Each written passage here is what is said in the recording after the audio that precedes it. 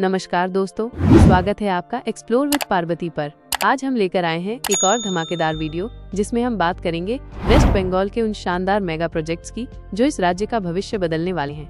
Waste Bengal सिर्फ अपनी rich history और कल्चरल हेरिटेज के लिए ही नहीं बल्कि रैपिड इंफ्रास्ट्रक्चर डेवलपमेंट के लिए भी मशहूर हो रहा है। यहाँ नए expressways, smart cities, industrial corridors और हाईटेक मेट्रो प्रोजेक्ट्स बन रहे हैं जो इस राज्य को एक नए लेवल पर ले जा रहे हैं। तो दोस्तों, अगर आप जानना चाहते हैं कि वेस्ट बंगाल में कौन से बड़े मेगा प्रोजेक्ट चल रहे हैं जो यहाँ की इकोनॉमी और कनेक्टिविटी को बूस्ट देने वाले हैं, तो वीडियो को पूरा देखिए।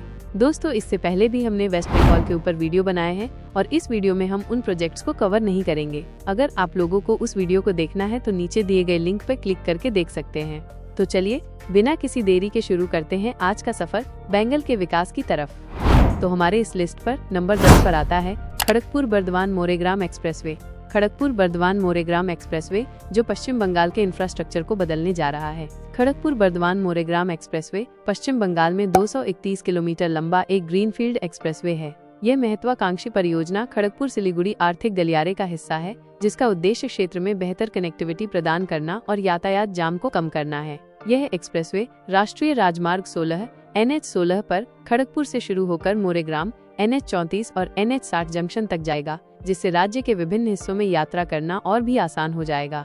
यह एक्सप्रेसवे 4 लेन का होगा जिसे भविष्य में 6 लेन तक विस्तार किया जा सकता है और इस प्रोजेक्ट की कुल लागत लगभग 10,247 करोड़ रुपए है। इस एक्सप्रेसवे को हाइब्रिड एन्युइटी मोड पर निर्माण किया जा रहा है। यहाँ स्मार्ट इंफ्रास्ट्रक्चर जैसे automated toll plaza, digital signalling और रोड सेफ्टी टेक्नोलॉजी शामिल होंगे। निर्माण कार्य तेजी से जारी, 2026 तक पूरा होने की संभावना। खड़गपुर बर्धमान मोरेग्राम एक्सप्रेसवे पश्चिम बंगाल के लिए गेम चेंजर साबित होने वाला है। यह न सिर्फ ट्रैवल टाइम को कम करेगा बल्कि राज्य में औद्योगिक और आर्थिक विकास को भी नई दिशा देगा। यह एक्सप्रेसवे पश्चिम बंगाल को उत्तर बंगाल और झारखंड से तेजी से जोड़ेगा। बर्धमान और खड़गपुर जैसे औद्योगिक क्षेत्रों को सुगम कनेक्टिविटी मिलेगी। हल्दिया और कलकत्ता पोर्ट तक माल ढुलाई आसान होगी जिससे व्यापार को बढ़ावा मिलेगा। नंबर 9 पर आता है JIS health city. JIS health city ये परियोजना राज्य की स्वास्थ्य सेवाओं में एक नया आयाम जोड़ने जा रही है। JIS health city West Bengal के हावड़ा जिले के सांतरागाछी में 30 एकड़ भूमि पर निर्माणाधीन एक स्वास्थ्य केंद्रित आवासीय परियोजना है। ये राज्य की पहली ऐसी परियोजना होगी जो पूरी तरह से स्वास्थ्य सेवाओं के इर्द गिर्द विकसित की जा रही है। इस परियोजना की कुल लागत लगभग 1000 करोड़ रुपए है और इसे 2022 से 2027 के बीच पूरा करने की योजना है। इस हेल्थ सिटी का केंद्र बिंदु होगा जिस school of medical science and research जिसे 24 जुलाई 2023 को पश्चिम बंगाल की मुख्यमंत्री ममता बनर्जी द्वारा उद्घाटित किया गया था। ये संस्थान 1200 बिस्तरों वाले अस्पताल के साथ आता है जो अत्याधुनिक चिकित्सा सुविधाओं से सुसज्जित है। हेल्थ सिटी में 6 20 मंजिला टावर होंगे जो निवासियों को एक स्वस्थ और सुविधाजनक वातावरण प्रदान करेंगे। यहाँ के निवासियों को चिकित्सा सुविधाओं के निकटता का लाभ मिलेगा जिससे आपातकालीन स्थितियों में त्वरित सहायता संभव होगी। JIS हेल्थ सिटी का उद्देश्य न केवल पश्चिम बंगाल बल्कि पड़ोसी राज्यों और देशों के मरीजों को भी विश्वस्तरीय चिकित्सा सुविधाएं प्रदान करना है। यह परियोजना राज्य की स्वास्थ्य सेवाओं में सुधार लाने और चिकित्सा पर्यटन को बढ़ावा देने में महत्वपूर्ण भूमिका निभाएगी। नंबर 8 पे आता है अमृत भारत स्टेशन योजना वेस्ट बंगाल।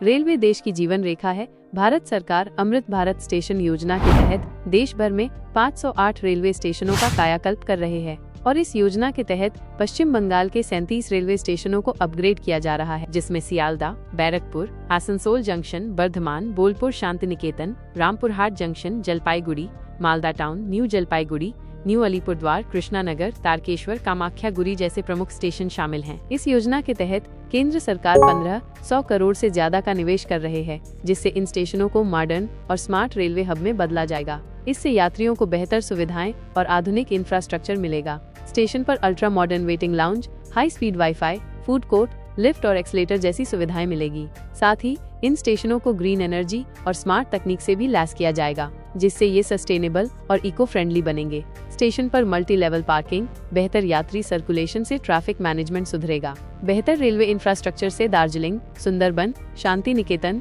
दुर्गापुर जैसे पर्यटन स्थलों तक पहुंचना आसान होगा जिससे राज्य का टूरिज्म सेक्टर और भी मजबूत होगा। स्टेशन पर फूड कोर्ट, शॉपिंग जोन और कमर्शियल स्पेस विकसित किए जा रहे हैं जिससे स्थानीय व्यापारियों और स्टार्टअप्स को फायदा मिलेगा। स्टेशन अपग्रेडेशन और रेलवे इंफ्रास्ट्रक्चर के विस्तार से हजारों लोगों को जॉब मिलेगी।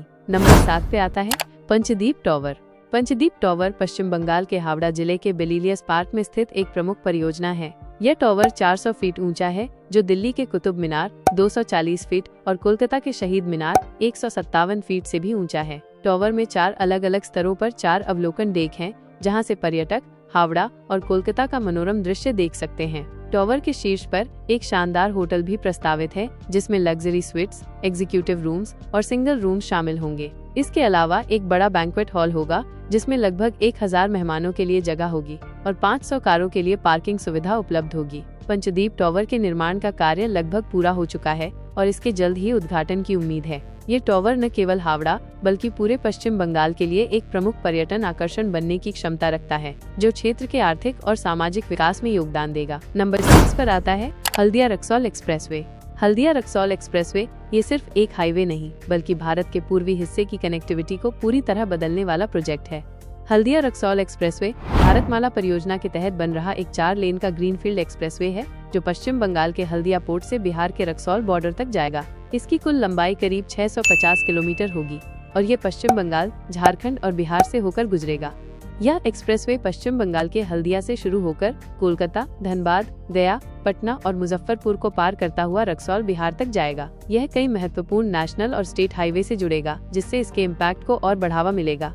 इस प्रोजेक्ट का DPR यानी डिटेल्ड प्रोजेक्ट रिपोर्ट तैयार हो चुका है और भूमि अधिग्रहण की प्रक्रिया चल रही है। सरकार इसे 2028 तक पूरा करने का लक्ष्य लेकर चल रही है। यह एक्सप्रेसवे भारत और नेपाल के बीच व्यापार को बढ़ावा देगा। कोलकाता और बिहार के बीच कनेक्टिविटी होगी और बेहतर इंडस्ट्रियल और लॉजिस्टिक सेक्टर को मिलेगा बूस्ट। ट्रैफिक और ट्रांसपोर्टेशन लागत में होगी भारी कमी।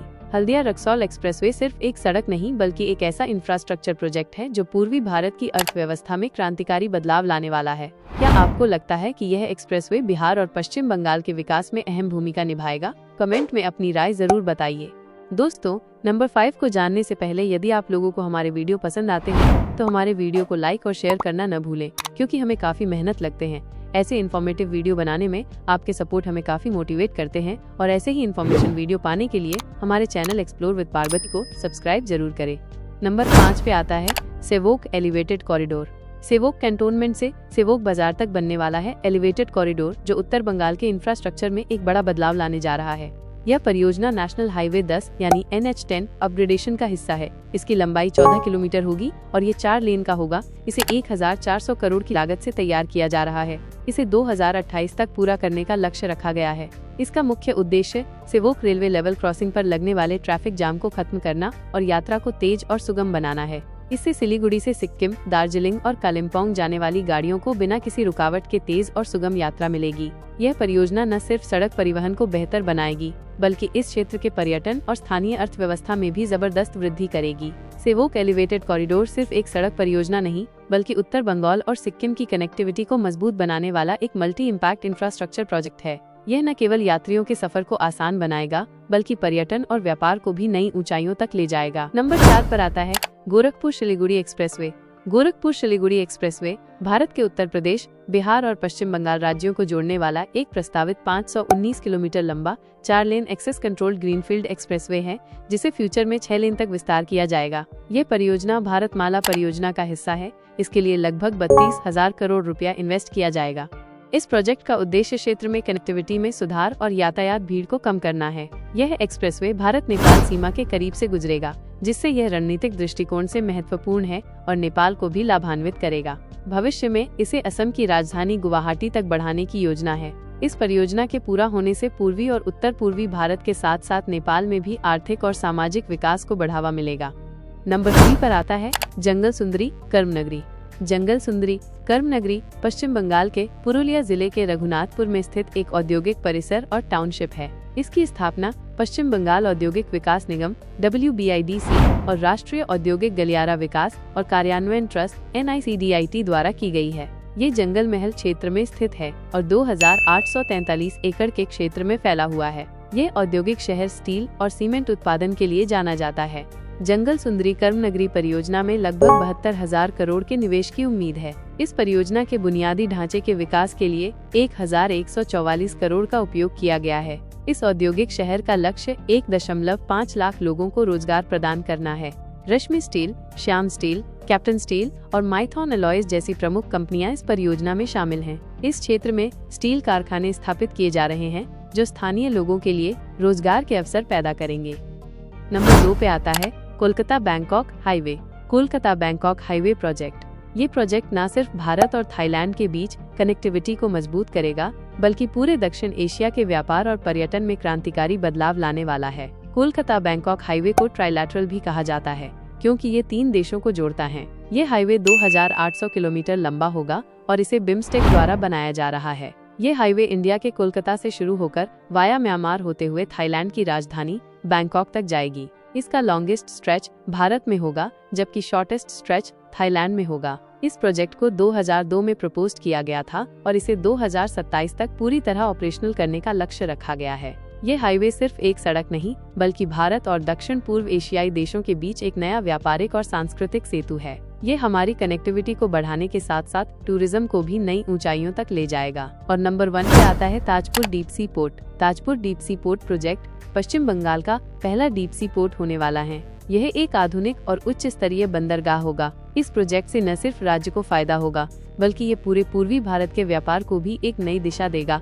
ताजपुर डीप सी पोर्ट पश्चिम बंगाल के पूर्वा मेदिनीपुर जिले में बंगाल की खाड़ी के किनारे विकसित किया जा रहा है। यह पोर्ट पीपीपी यानी पब्लिक प्राइवेट पार्टनरशिप मॉडल के तहत बनाया जा रहा है।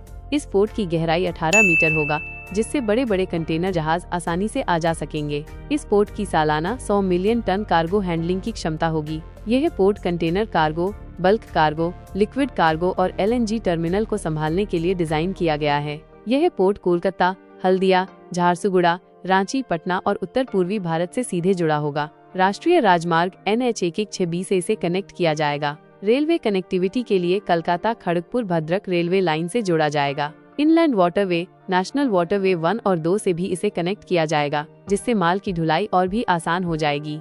यह पोर्ट पश्चिम बंगाल के लिए 15,000 करोड़ से अधिक का निवेश लाएगा। इससे राज्य के रेवेन्यू में भारी वृद्धि होगी। इस परियोजना के निर्माण और संचालन से 25,000 से अधिक प्रत्यक्ष और अप्रत्यक्ष नौकरियां उत्पन्न होंगी। कोलकाता और हल्दिया पोर्ट पर दबाव कम होगा, जिससे लॉजिस्टिक सिस्टम और बेहतर हो जाएगा। ताजपुर डीप सी पोर्ट सिर्फ एक बंदरगाह नहीं, बल्कि पूर्वी भारत के विकास का नया द्वार बनने जा रहा है। यह भारत की एक्ट ईस्ट पॉलिसी को मजबूत करेगा और पश्चिम बंगाल को ग्लोबल ट्रेड हब बनने में मदद करेगा। तो दोस्तों, ये थे हमारे आज के वीडियो। आई होप आपको ये वीडियो पसंद आया। अगर वीडियो पसंद आया तो वीडियो को लाइक जरूर करें और इनमें से कौन सा प्रोजेक्ट आपको बेस्ट लगा कमेंट में अपना राय जरूर बताएं। और ऐसे ही इन्फॉर्मेटिव वीडियो पाने के लिए आपके अपने चैनल एक्सप्लोर विद पार्वती को सब्सक्राइब जरूर करें। मिलते हैं नेक्स्ट वीडियो में। Thanks for watching.